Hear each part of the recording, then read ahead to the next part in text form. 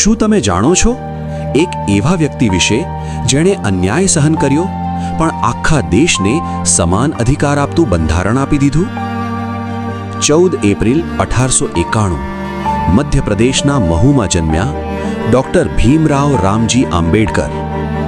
પિતા રામજી માલોજી સકપાલ અને માતા ભીમાબાઈના સંસ્કારોથી પ્રેરાયેલા બાળપણથી જ શિક્ષણને બનાવ્યું પોતાની સૌથી મોટી શક્તિ અને પ્રાપ્ત કરી અનેકવિધ શૈક્ષણિક પદવીઓ. આગળ જઈને બન્યા ભારતના પ્રથમ કાયદા મંત્રી અને ભારતીય બંધારણના મુખ્ય રચનાકાર. તેમના અવિસ્મરણીય યોગદાન માટે 1990માં મળ્યો ભારત રત્ન.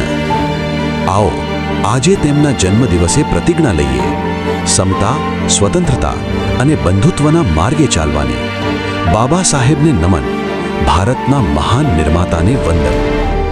રાષ્ટ્રીય બની રહી રાષ્ટ્રની સેવા કરીએ, એ જ સાચી રાષ્ટ્રભક્તિ છે.